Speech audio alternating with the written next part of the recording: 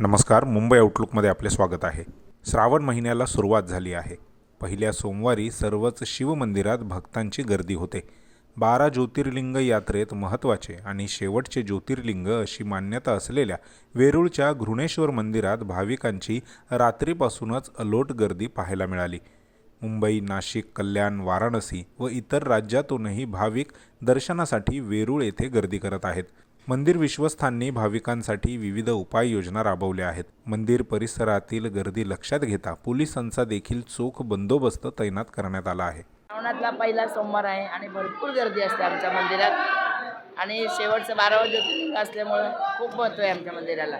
सकाळी रात्री आम्ही 12 वाजता मंदिर उघडलं, 11:30 वाजता उघडलं, 12 वाजता पहिली आरती झाली आणि तसे चालू झालेले सगळे येणं वगैरे असं चालू झालेले। आतापर्यंत गर्दी भरपूर होती आमच्याकडे, खूप गर्दी होती। फक्त हे बेल पाठफुल यांनी आम्ही त्रस्त झालो।